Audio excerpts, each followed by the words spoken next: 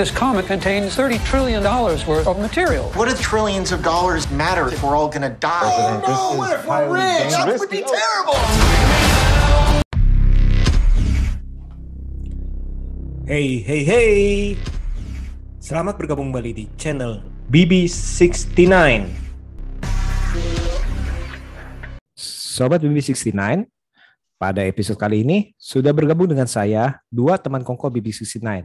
Yang pertama ada Bre Alfian dari Sini Aja. Apa kabar Bre? Halo semuanya, baik, kabarnya baik-baik aja. Gimana nih kabarnya BB69 nih? Puji Tuhan sehat-sehat, harus sehat selalu, harus optimis. Ya. Nah yang kedua ada Mas Aska. Apa kabar Mas Aska? Halo semuanya, halo Mas Tiawan, Mas Bre. Selamat Natal bagi yang merayakan ya.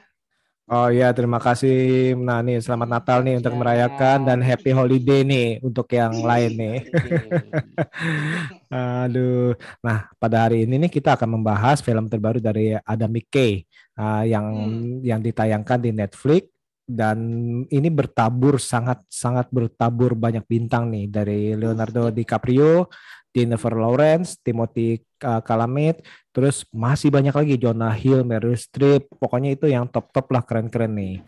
Judulnya adalah Don't Look Up. Oke, bener. Kalau jalan don't look up, kalau mendingan look down. Kadang-kadang soalnya suka ada duit yang jatuh kan look down kita. Iya, harus nonton ke bawah. Bisa aja. Pengalaman lo. Oke, nah sekarang kita langsung aja nih. Bre, gimana Bre nih nonton Don't Look Up nih? Soalnya kalau kita lihat di reviewer nih, di netizen nih cukup bercampur aduk. Ada yang suka, ada yang nggak suka, ada yang istilahnya give up pas nonton, ada yang malah memuji-muji. Nah, kalau dari Bre bagaimana nih pengalaman nontonnya?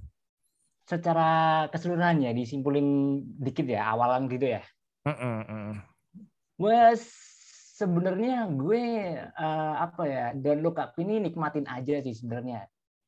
Kayak nggak mau mikir lebih ketika nonton ini karena udah seneng sama bintang-bintangnya dong, beneran gila-gila nggak sih? Semuanya di situ ada Timothy Chalamet, Leonardo DiCaprio, siapa lagi Meryl Streep gitu kan, ada Ariana Grande juga gitu. Betul. Yang suka Ariana Grande pasti suka gitu kan.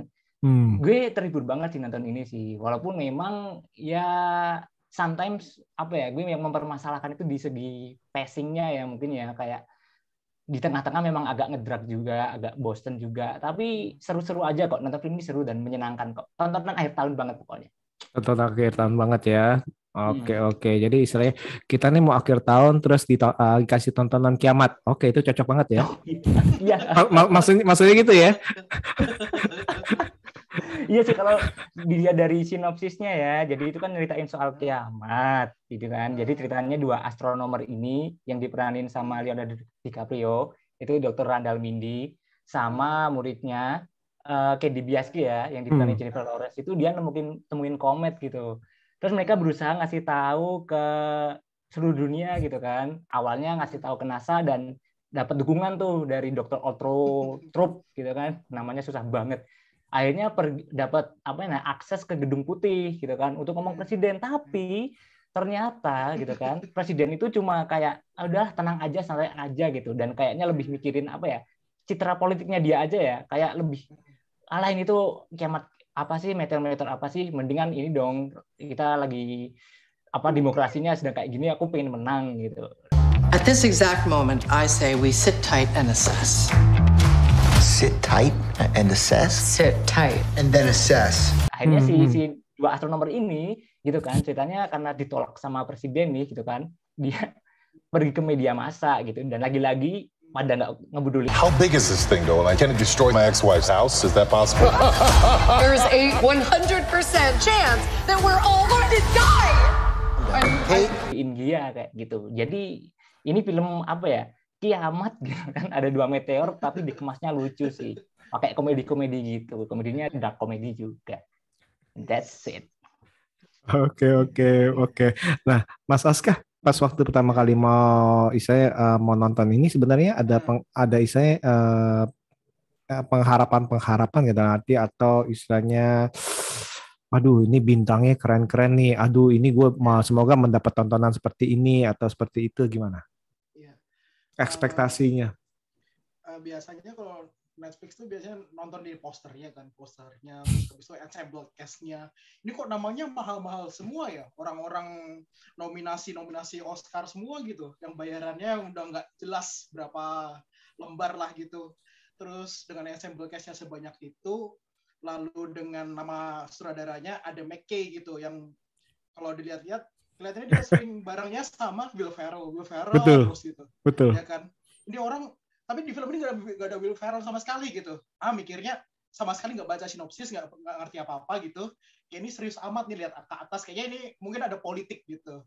Dan setelah di dalamnya, lah ternyata ya goblok-goblokan juga gitu. Jadi memang ada McKay yang tetap di ranahnya ada McKay gitu loh, yang emang goblok kayak gitulah.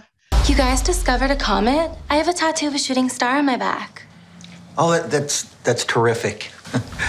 Dan cara Ala-ala Will Ferrell ya. Iya, cara berceritanya sesuai yang diomongin sama Mas Bre tentang dark comedy gitu. Mungkin mikirnya dark komedinya paling cuma main-mainin politik gitu kan. Ini ternyata udah berbeda dengan kiamat gitu. dengan bahasa pemikirannya, otaknya kagak jelas ya. Mereka membuat semesta what if kalau satu Amerika itu orangnya orang arogan, orang denial semua, nggak percaya apa-apa, dikasih satu berita yang sebenarnya asli dianggap hoax satu negara gitu, dengan presidennya juga kampret kayak gitu kan. Itu tuh dari awal sebenarnya udah, waduh ini kenapa jadi brengsek ini. Jadi ada rasa penasaran gimana nanti akhirnya gitu. Apakah ini hanya kebangun mimpi atau emang beneran? Itu tuh banyak hal-hal yang mengejutkan dari cast-cast yang mahal ini, kok bisa bermain di film menurutku receh gak jelas gitu. Impact-nya ternyata lebih memorable daripada nonton 2012 sama-sama ngomongin kiamat. Tapi film tentang kiamat di Don't Look Up ini kayaknya lebih berkesan gitu. Mikirin, orang kalau dunia kiamat ini kalau ternyata orangnya gini, kita tuh cepet matinya tuh cepet gitu. Kita udah nggak ada mikir-mikir penyelamatan atau apa gitu. Presiden kita kampret ya udah. Nah, ini menarik nih, Mas Aska. Soalnya ini juga yang sempat saya pikirkan, di mana waktu itu ada zamannya Deep Impact bersanding dengan Armageddon. Itu kan sama-sama tuh ya. Dan itu era mereka tuh. Misalnya pahlawan, era-eranya istilahnya kekeluargaan, segala macam. Terus muncul 2012 itu era kiamat yang hancur-hancuran tuh. Nah, itu eranya mereka tuh. Seperti itu. Nah, sekarang kenapa mungkin berimpact pada saat ini? Karena entah kenapa dikemas begitu relate kali ya, dalam arti bisa bayangin nggak berita kiamat kalah sama berita putus dan rujuknya daripada pasangan selebritis. Bener.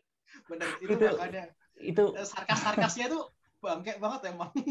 Emang nyindirnya itu memang beneran nyindir banget gitu loh. Relate banget sama yang ada di sekarang gitu. Bahwa humor-humor gosip-gosip artis itu lebih disukai sama orang ketimbang yang saintis-saintis ilmiah gitu. Iya, dan itu kali mungkin relate-nya gitu, apalagi kan habis rujuk langsung teng dong, wah langsung ada notifikasi dari media-media online tuh ya kan. Analogi kiamat tuh udah kayak ya COVID sekarang lah gitu. Ibaratnya kita tiap hari dapat berita gini-gini, udah kita kayak denial juga kan, apa sih COVID, nanti tiba-tiba udah mati banyak gitu. Ya ini kayak penggambaran gitu deh menurutku sih. Nah, ini kalau misalkan filmnya keluar sebelum COVID, gila. Langsung kejadian kan masalah. Masalahnya ini di sinopsisnya juga tulisan based on true event gitu katanya, possibly true event, langsung banget itu. Tapi itu kemungkinan nih. Nah, ini tadi menarik juga nih, Mas Aska bilang kan ini kesannya nih tanda kutip presiden atau isanya yang tanda kutip yang bertanggung jawab di atas itu kesannya itu mereka itu denial. Tapi kalau menurut gue sih itu sih bukan denial ya, dalam arti mereka tetap buktinya itu di ujungnya itu mereka udah mempersiapkan segala sesuatu tuh. Berarti mereka udah tahu tuh. Cuman mereka istilahnya mungkin itu supaya orang-orang yang di bawah istilahnya entah itu tidak panik, entah itu istilahnya tidak meribetkan mereka. Nah ini dia nih yang akhirnya itu sekarang ini pada mikir, wah jangan-jangan nih pas waktu istilahnya pas waktu zaman-zaman pas baru mau COVID nih, yang atas-atas nih udah tahu nih, yang di sono-sono nih, cuman diem-diem aja, nggak ada, padahal mereka udah siapin apa, mungkin kayak gitu kali ya. Gimana Bre, kalau menurut lu Bre? Nah, berarti kalau di film ini kan apakah sebenarnya itu mereka itu benar-benar denial tuh presiden-presidennya yang tokohnya di sini ya, sampai istilahnya tanda kutip siapa tuh yang pengusaha kayaknya itu tuh ya, yang kayak Apple itu tuh gaya-gayanya Steve Jobs gitu gaya-gayanya gitu. Peter Easterwell. Betul. Bikin gemes tuh. Menurut gue emang kayak apa ya, biasanya sometimes tuh kita kan nggak tahu ya yang terjadi di atas itu kayak gimana ya, tapi mereka pasti selalu ada backup plan dari setiap rencananya itu kan, dan selalu apa ya, dalam artian kayak agenda tersembunyi juga gitu loh. Dan di film ini memang karena kayak bener-bener kayak tadi kata Mas Tiawan gitu, selalu sebenarnya kayak pemerintah tuh juga kayak apa ya, perhatikan ya, bisa dibilang memperhatikan masyarakat agar tidak terjadi kepanikan yang besar gitu kan. Betul.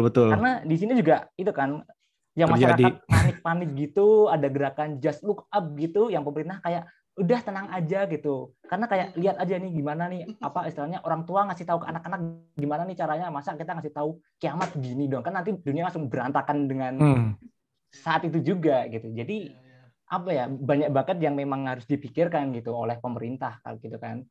Dan di film ini memang benar-benar kayak diliatin gitu secara apa ya, tersembunyi aja gitu, tapi kita kan tahu kalau kita memperhatikan gitu kan, kalau yang benar-benar apa ya, nonton sekedar nonton aja tetap pasti bakal nggak kepikiran ke situ, agak kurang sih.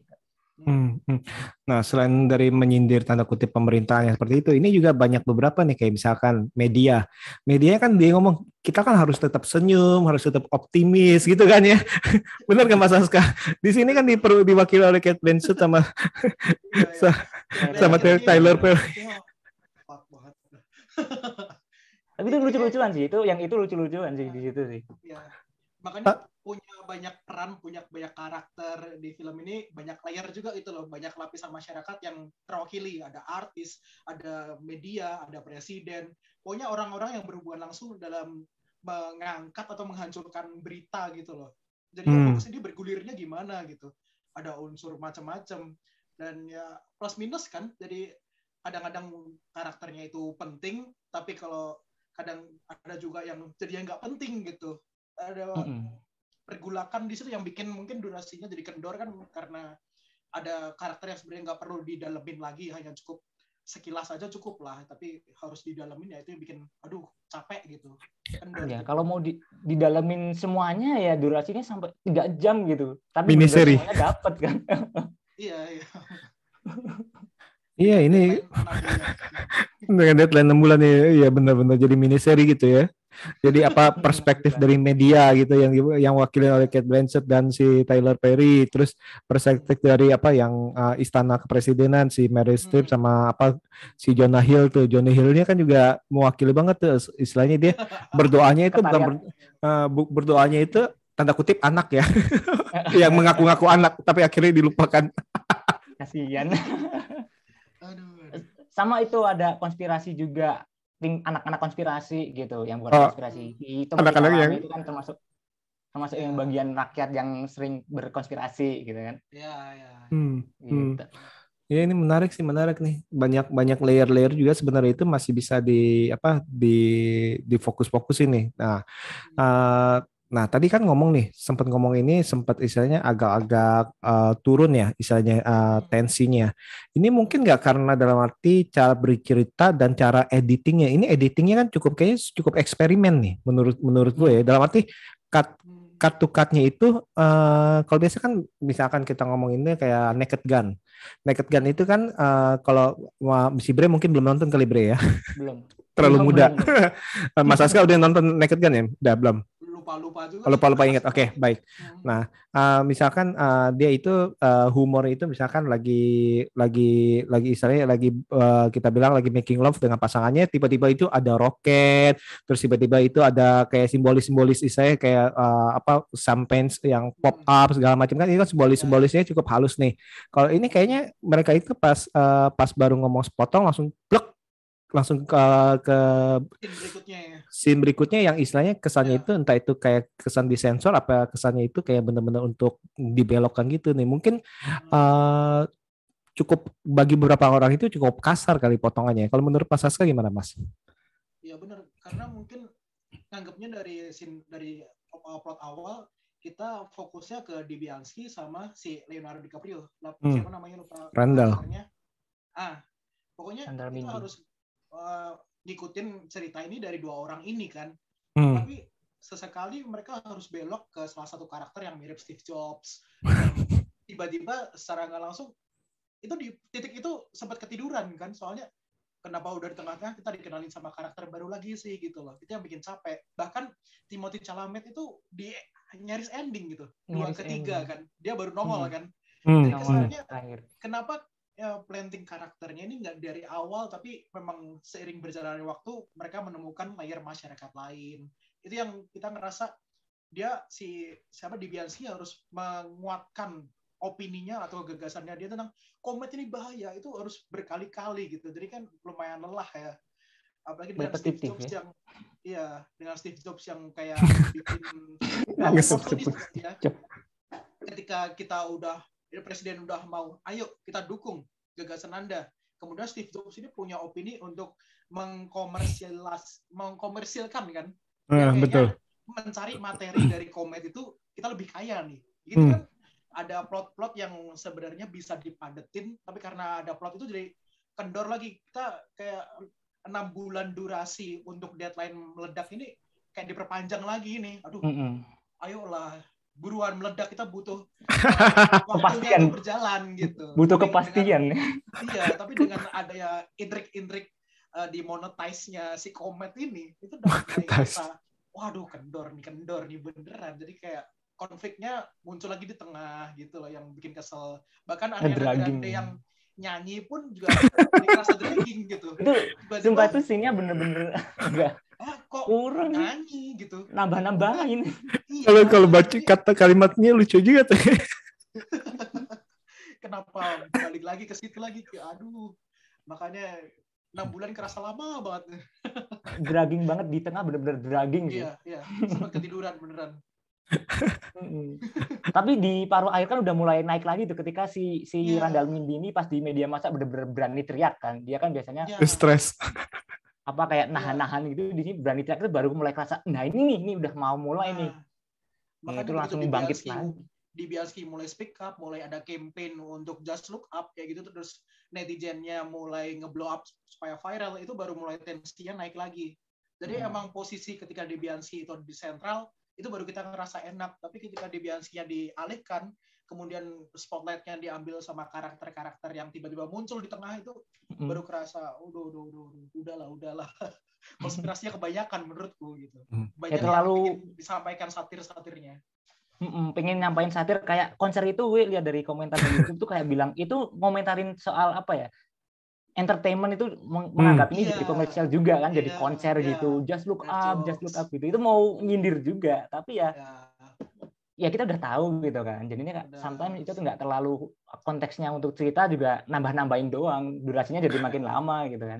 Skandal selingkuhnya si Leonardo DiCaprio pun sebenarnya nggak penting gitu, mungkin itu terjadi di dunia nyata gitu.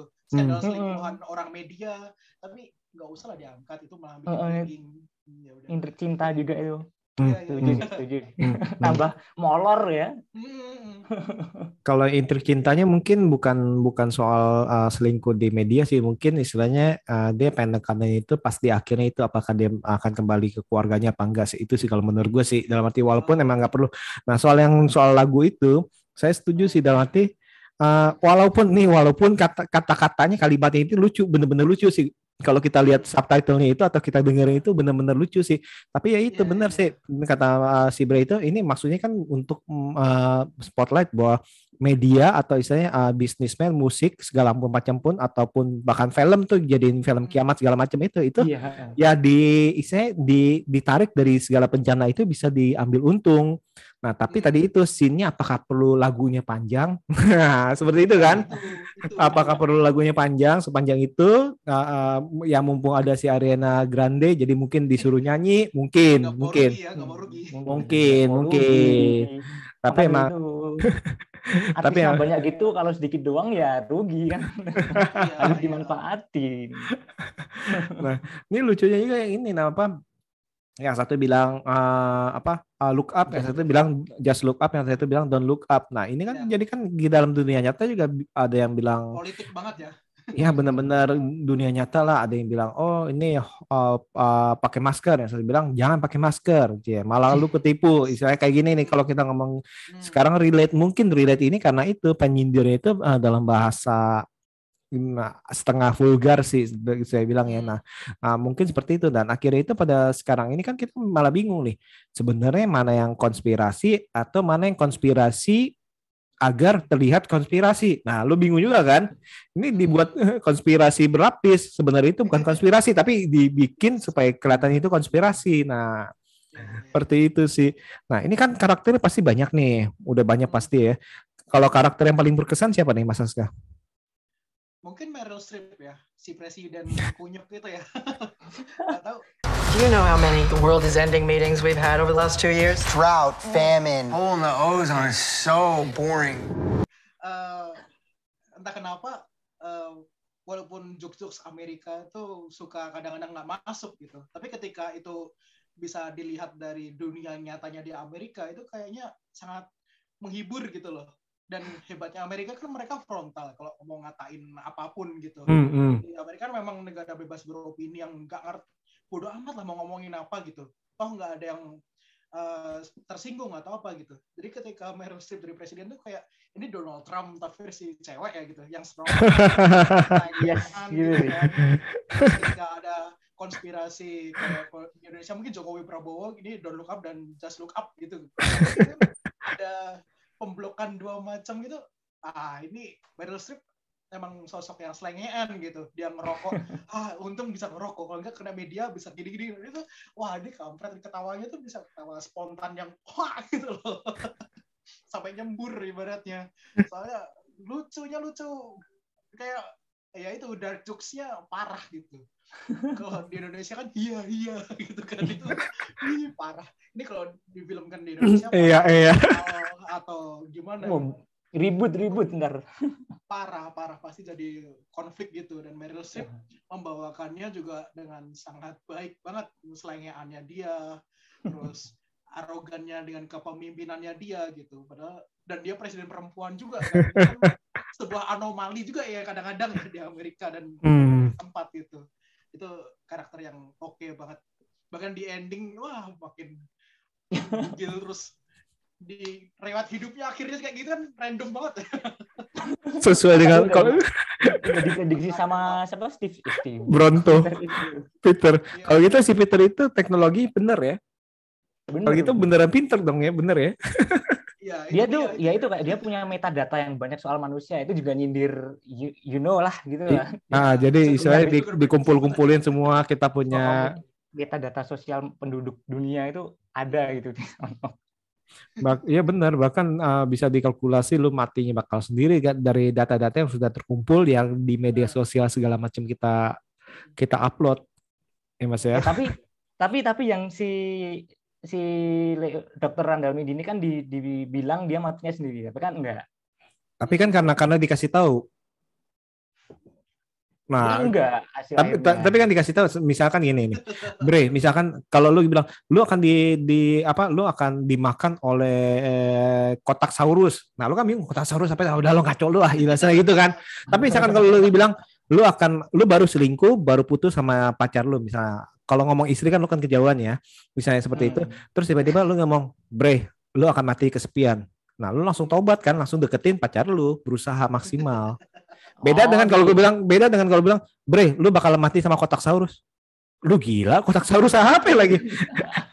Kotaksaurus apa? Ada juga Brontosaurus, Tyrannosaurus, Kotaksaurus ngaco lu, belum pernah di dunia ini nggak ada yang namanya Kotaksaurus. Lagian juga nggak mungkin dinosaurus hidup lagi. Dalam arti kan mungkin gitu. Itu sih kalau menurut gue sih. Nah, jadi sebenarnya itu bisa, tapi di satu sisi itu bisa diperbaiki. Itu ngomong soal nasib itu bisa dirubah. Kalau ada kesempatan, kalau lu mau mengambil kesempatan itu. Tapi misalkan lu bilang, oh iya gue mati sendirian, aduh kesian nih mati deh, gue mati sendirian nih, gitu kan nggak bisa seperti itu. Nah Bre, siapa Bre tokoh yang paling ini? Apakah si Peter? Enggak lah. Atau Jason? Ya apa ya? Ya sometimes tuh kayak annoying juga sih lihat ini ya. Sangat annoying ya. Rencana udah bagus, disuruh pulang, dibikin komersil, alah gitu kan. Dan ya kayak tadi si Presiden Orange itu juga kayak dia nyetujuin berangkatnya roket juga itu karena ada berita soal itu sama mantan pacarnya yang video porno itu kan, makanya mengalihkan isunya itu dengan oke, kita bantu Meteor nih gitu kan. Itu kan gila-gilaan, ini memang benar-benar politiknya main banget. Tapi gue sukanya jelas sama si Leonardo DiCaprio dong, sama Jennifer Lawrence dan Timothée Chalamet juga gitu. Kenapa? Mereka benar-benar membawa banget. Gue paling suka si Leonardo DiCaprio kan, dia awalnya memang benar-benar dia tuh nggak bisa ngomong gitu kan, benar-benar ilmuwan yang gugup ngomong gitu. Your breathing is stressing me out. This will affect the entire planet. I know, but it's like so stressful. Tapi lama-kelamaan dia jadi bisa ngikut sama yang kejadian-kejadian di depan itu mempengaruhi dia jadi berani gitu. Ketika dia berontak ngomong ke media massa itu benar-benar kayak, nah ini nih dia berani nih, udah mulai berontak sama dirinya dia sendiri gitu. Hubungan karakternya menurut gue suka gue sama di Leonardo DiCaprio. Dan suka juga sama namanya itu kayak si Jennifer Lawrence kan memang orangnya bodo amat gitu, anak muda banget gitu, walaupun ilmuwan itu kayak bener-bener. We're gonna get the news out there one way or another. It's real and it's coming. FBI! Jesus Christ, you could have just called me. With dragon tattoo. Ada kata-katanya gitu kan, ilmuwan ada dragon tattoo gitu. Suka aja sama rebelnya si dia gitu, kayak bodo amat, kita harus ngasih tahu ke media, ngasih tahu ke orang-orang gitu. Kayak pas mereka lagi ngobrol di restoran gitu, kayak kalian pengen tahu nyatanya, langsung dia kasih tahu kan. Akhirnya itu restoran kacau balau, jadi polisi datang dia ketangkep juga gitu. Itu keren sih rebelnya dia. Terus yang Timothée Chalamet itu gue suka karena dia awalnya ya cuma anak-anak konspirasi gitu kan. Girl from YFTV said we're all gonna die. No. Yo bro, terus dia kayak istilahnya pas dia bilang aku percaya Tuhan atau gimana gitu, dan di akhir dia benar-benar yang memimpin itu dong. Itu kayak rasanya wih gila, keren loh. Dia jadi the Messiah gitu yang ada di dunia, suka banget kan. Dia jadi yang memimpin gitu, yang lain pada nggak percaya gitu, agama ini gimana nih, kita harus dibantu doa nih, langsung naik itu si Timothée Chalamet. Suka sih 3 itu sih menurut gue sih. Oke. Nambahin lagi dari Mas B, ini kan film tentang kiamat ya, tapi dari pertama sampai nyaris part terakhir itu kan kita ngelihat orang Amerika ini nggak ada yang percaya Tuhan apa gimana ya. Itu soalnya segala konflik ini tuh nggak ada dari sisi agama kan, tapi begitu Timothée Chalamet dengan sisi religiusnya ini baru kerasa akhirnya emang ada orang Amerika masih ada yang religius nih gitu. Nah, ini bakalan 100% jokes, 100% denial semua, ternyata endingnya pun akan manis gitu. Dan akhirnya Timothée Chalamet ternyata punya peran selain konspirator, ya udah emang dia religious person, mewakili satu umat tertentu lah gitu, yang misalkan orang Amerika ternyata masih ada kok sisi yang kita percaya ke Tuhan lah gitu, bukan yang asal lawak-lawak atau mati semua, kayaknya terlalu dark banget gitu. Tapi suka sih ditaruh di ending, masalahnya kalau mau ditaruh di sepanjang itu wah bisa banyak banget tuh nanti. Makanya dari awal kan ngerasa anjir ini emang negara kafir aja, ini emang nggak ada ngomongin Tuhan sama sekali. Dari segala komet-komet ini nggak ada sisi misalkan ada orang pastor atau apa yang di media itu kan mereka nggak melihatkan itu Tapi sama sekali. ada cuplikan footage sedikit dikasih sih. Ada kayak gambar apa gitu kan. Ada yang lagi doa juga ada. Betul, ada. Apa budaya-budaya di dari negara-negara lain. Ya. Mungkin maksud Mas Aska kan biasanya kan kalau film-film kiamat kan ada istilahnya orang berdiri di jalanan bawa kardus, kiamat telah tiba, kalian akan berdosa, bertobatlah, maksudnya kan gitu. Nah ini tapi ini juga mungkin merupakan sindiran nggak, dalam arti gini, kalau belum countdown 1 menit lu bakalan mati, lu belum ingat Tuhan. Betul banget. Istilahnya bukan 1 menit, istilahnya gitu, belum countdown ya, lu belum ingat gitu detik-detik terakhir. Ya lu masih masih mikirin yang lain, mikirin apa seperti itu, masih pacaran segala macam. Nah, mungkin kayak gitu kali. Nah, masih mikirin uang, makanan, cuan-cuan. Nah, mungkin kayak gitu kali tuh. Seperti itu sih dalam arti kalau itu yang gue dapat situ ya kadang-kadang ya manusia lupa. Soalnya ya dalam arti sebelum tahu pasti pasti gue mati nih istilahnya. Nah, detik-detik terakhir ya udah gue tobat lah, semoga bisa diterima di sisinya. Semoga dalam arti kan seperti itu kan, atau harapannya kan seperti itu. Nah tadi itu juga cukup menarik sih itu, dalam arti ya tadi itu yang tadi saya bilang itu soal editingnya itu cutnya cukup berani sih menurut saya sih, benar-benar perpindahannya itu benar blek. Nah, belok banget. Nah, di satu sisi itu jadi membuat kita ini, kalau saya pribadi ya, membuat saya pribadi ini menjadi waspada. Jangan-jangan tiba-tiba blek lagi, gue harus konsentrasi dong. Seperti itu kalau gue pribadi nih, dalam arti tiba-tiba lagi ngomong apa, tiba-tiba kan itu kan ada tanda-tandanya itu, kalau ngomong yang serius apa yang gimana, tiba-tiba langsung plek. Saya nggak tahu di scene yang berikutnya sih seperti itu. Tapi ini bener sih, nih pemainnya ini emang gila-gila semua sih dalam arti. Dan dibilang nyeleneh, kalau ngeselin banget sih ya. Ngeselin tuh si Peter nih. Gue sih kalau kalian kan paling berkesan. Kalau gue paling sebel itu sama si Peternya sih, bener sih. Yang jadi tanda kutip Steve Jobs-nya tuh. Iya. Itu so pinter aja sih. Gue nggak tahu, kayak bener pinter gitu ya, mungkin ya, karena dia kan mungkin pinter, tapi kayaknya kok pembisnis itu tadi. Kayaknya penggambaran mungkin kayak Jeff Bezos gitu ya, kayak orang kaya yang tiba-tiba jadi pusat perhatian dunia gitu. Ketika orang-orang nggak percaya agama atau nggak percaya sama pemerintah politik, kayaknya orang lebih terinfluence sama seorang yang punya karya atau punya kekayaan, punya kecerdasan, teknologi gitu loh. Jadi sosok si Steve ini kayak jadi panutan semua orang, akhirnya bukan presidennya gitu. Dan itu Amerika, dan sekarang terjadi banget lah. Jeff Bezos ke bulan, ikut NASA. Ya betul. Perhatian daripada pemilihan presiden Joe Biden ngapain gitu kan, nggak ada. Gitu. Betul, udah dilupakan. Itu relate banget gitu kan. Dan gue sukanya itu dua kubu ini, Just Look Up sama Look Up itu benar-benar kayak yang Just Look Up didominasi sama orang-orang biasa, penikmat pekerja seni gitu kan, sama para ilmuwan yang percaya. Yang Don't Look Up tuh dimonitori oleh pemerintah, pembisnis kayak itu Jeff Bezos gitu lah. Sama kaum yang itu gitu, yang kayak gitu benar-benar kayak ya itu ketimpangannya benar-benar kelihatan banget juga sih di sini. Relate banget. Dan yang mirisnya itu di sini digambarkan yang Don't Look Up itu pencetusnya adalah orang-orang kalangan atas yang tanda kutip borjuis kita ngomongnya, atau yang mempunyai kepentingan politik ya istilahnya. Tapi mereka itu ngejomplang ini istilahnya ngerekrut yang tanda kutip nih, yang mereka bilang kan redneck ya istilahnya, orang yang istilahnya yang mungkin nggak pernah istilahnya yang kalau secara kasar itu ya orang yang gampang dikasih hoax segala macam. Nah itu kan bener-bener kayak mencerminkan apa yang ada di dunia tuh ya.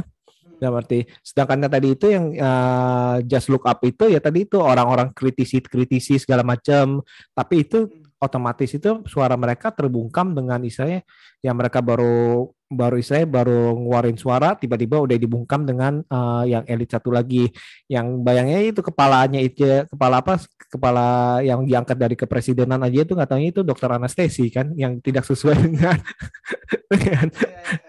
maksudnya dengan ilmuwan meteor itu, dalam arti. Dan itu dalam hati gue gila nih beneran nih kacau banget nih kalau beneran di dunia ada ini gue jadi mikir nih waduh mati deh gue dalam hati bener gak misalkan kalau tiba-tiba di dunia sistemnya ya berantakan gitu wah gila-gilaan nggak tahu lah hidup sendiri-sendiri aja terus tiba-tiba ya mereka pergi ke bulan nyari istilah dunia kiamat ya mereka pergi istilahnya udah ditinggalin aja istilahnya lu mau kacau balau ya lu terserah lu lah mereka mungkin aja nih sekarang nih kita tur ke bulan nih udah enak kan ya oke padahal itu diam-diam lagi ngebangun tuh dalam arti kita kan nggak tahu terus tiba-tiba ini ada menimbulkan konspirasi memang banyak gitu. Bisa juga ini menelanjangi dalam arti menelanjangi ini loh yang sekarang lagi terjadi nih kalian nggak tahu aja nih para elit ini sedang membangun di luar angkasa segala macam ya kalian ini akan bukan pindah ibu kota ke pulau lain ini pindah ibu kota ke planet lain. Aduh itu bener-bener nih oke nah jadi overall gimana nih, Bre? Menurut kamu ini apakah film ini layak untuk ditonton atau istilahnya skip aja lah? Ya, mostly untuk orang-orang yang kebanyakan yang mencari hiburan dalam sebuah film Netflix gitu kan ya. Apalagi di sini dihiasi sama bintang-bintang yang gila-gilaan semua gitu kan. Papan atas semua gitu kan. Ini film layak banget untuk ditonton. Di segi untuk menghibur aja gitu. Nonton ini benar-benar santai aja dan tahu kalau kalian akan mendapatkan hiburan gitu. Karena kalau misalkan kalian yang mau nonton ini benar-benar kayak yang mau melihat secara dalam gitu kan kayak benar-benar penikmat film yang wah ini harus dikritisi gitu kan.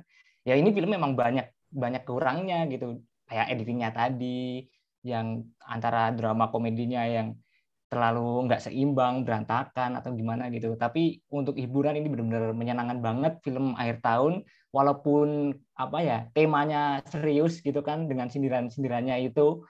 Tapi ini film yang tetap menghibur sih menurut gue sih buat akhir tahun kayak gini sih. Enjoyment banget sih. Orang-orang tetap bakal suka gitu. Layak tonton. Recommended sih sebenarnya. Recommended.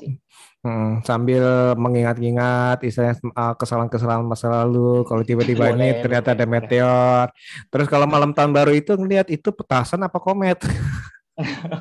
Boleh lah disambung-sambungin aja ke situ boleh banget. Oke, amit-amit enggak tahu. Amit-amit. Jadi mikir gua. Oke. Ya ampun barusan kayak kata. Janganlah akhir tahun ya harus seneng dong. Mas Aska gimana Mas Aska? Don't Look Up ini kalau kalian misalkan suka ngulik Netflix, suka nonton stand up-nya Amerika gitu atau suka sama jokes Amerika gitu, mungkin bakalan suka ya. Tapi kalau misalkan aku sebagai penonton awam, kadang-kadang emang hit and miss aja sih. Ada jokes yang beberapa segmented banget gitu. Ibaratnya orang Indonesia mungkin nggak relate dengan lawakan mereka, terus kemudian pengalaman menghadap kiamat itu gimana, itu kan sangat digambarkan dengan cara beragam dan mungkin membawa sensitivitas yang berbeda gitu ketika nontonnya terlalu serius atau sebagai kritikus yang kelihatannya nggak gini banget deh, kayaknya ada dinosaurus deh, itu kan terlalu serius ya gitu. Banyak random ya. Tapi kalau misalkan terlalu kita banyak random dari segi komedi, karena ini ada McKay, orang yang membuat komedi yang memang receh-receh patah parah gitu. Ya udah, apa yang kalian ekspektasikan sih gitu. Selain konspirasi dan jokes-jokes gobloknya aja gitu. So rekomendasi aja lah. Kecuali ya emang ada ketawanya, ada ngantuknya, beragam banget sih. So silahkan ditonton lah. Pas lagi santai aja nontonnya gitu kan. Iya. Dengan kondisi badan yang fit aja gitu. Chill aja gitu. Chill aja nontonin. Jangan capek atau pulang kerja rasanya kayak aduh apa ini makin capek ya, lagi capek nonton ini makin capek ngedrag di tengah banyak yang masuk masalahnya gitu nanti pasti skornya anjlok sih. Iya kalau di kritikus pasti anjloknya tapi kalau audience sometimes tetap bakal menikmatinya. Oke.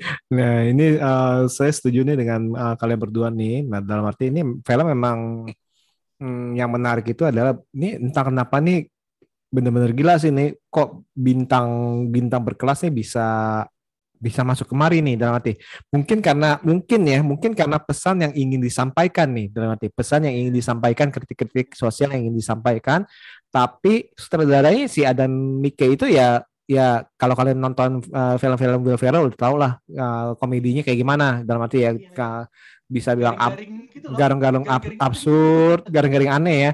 Tapi untungnya sekarang di sini nggak ada Will Ferrell. Kalau ada Will Ferrell pasti teriak-teriak tuh, ya kan? Will Ferrell kan terlalu teriak-teriak kan kalau marah-marah ya. Nah mungkin nih. Tapi ada Jonah Hill. Iya. Satu sekte itu. Lawakannya satu sekte itu. Tapi belum satu grup sih, belum satu grup. Kalau satu grup ini kan dia grup berbeda tuh. Tapi ya tadi itu kelihatannya itu tadi itu yang castnya itu kan si Jennifer Lawrence sama si Leonardo juga akhirnya teriak-teriak juga kan, mirip kayak Will Ferrell tuh kalau nah kalau dari editing itu ada beberapa orang merasa kelemahan. Kalau bagi saya ini justru ini eksperimen yang cukup unik. Kalau bagi saya nih, bagi saya ini cukup berani sih. Maksudnya mereka itu cut to cut-nya itu benar-benar ekstrim sih, benar-benar kasar. Tapi menurut saya itu emang disengaja, bukan karena nggak sengaja nih. Dan itu mungkin tadi itu agak cukup eksperimen dan bagi saya menikmati itu. Jadi istilahnya supaya saya bangun. Wah, gue harus lihat nih. Cuman tiba-tiba blok gitu kan kalau kita lagi bengong ngecek handphone, loh kok udah sini sih? Kan kita kan pasti kayak gitu kan. Nah, itu sih yang pengalaman yang gue dapat sih kayak gitu sih. Jadi saya kalau kita lagi main handphone tiba-tiba tadi lagi ngomong apa ya? Masa gue mundurin lagi kan gitu kan. Oh, ternyata tipenya kayak gitu tuh. Abis gini blok tiba-tiba bisa cut kemana gitu, pindah kemana. Dan istilahnya ya di sini banyak pesan-pesan dan banyak kritik-kritik yang membuat kita mikir sih. Dan nanti yang berrelate pada 2 tahun ini sih menurut saya sih 2 tahun yang COVID ini relate sih dalam arti teknologi kita bergantung pada teknologi, kita sangat percaya pada teknologi, kita percaya terhadap berita, terus berita yang mungkin berita yang hoax ataupun berita-berita yang tragedi itu ketutup sama selebritis. Nanti selebritis putus, selebritis nyambung, selebritis kawin. Nah, kayak gitu-gitulah dalam arti. Itu benar-benar yang relate menurut saya sih. Itu kenapa film ini menurut saya ini ya harus ditonton sih. Menurut saya harus ditonton minimal sekali lah, harus dicoba lah supaya pengalamannya itu mendapatkan pengalaman film kiamat yang berbeda. Ini benar-benar berbeda loh. Kiamat tapi komedi ya. Komedinya juga cukup absurd. Komedinya cukup absurd. Pas lihat trailer kayak, aduh ini komedi itu sometimes nggak bakal nge-hit ke aku loh kalau film komedi itu ini ya udahlah, gitu, buat hiburan aja, udah tahu. Kayak pasarnya memang buat hiburan gitu, nggak buat yang lain-lain. Aduh ini bener-bener ini Netflix nih ngasih film kiamat di akhir tahun nih. Aduh kemarin 2012 sekarang ini nih ya. Oke, nggak apa-apa. Oke nih, thank you banget nih Bre Alfian dan Mas Aska nih untuk ngobrolin film Don't Look Up nih. Semoga di lain kesempatan kita bisa ngobrol-ngobrol lagi tentunya dengan tema berbeda. Sekali lagi terima kasih dan happy holiday. See you. Happy holiday, see you.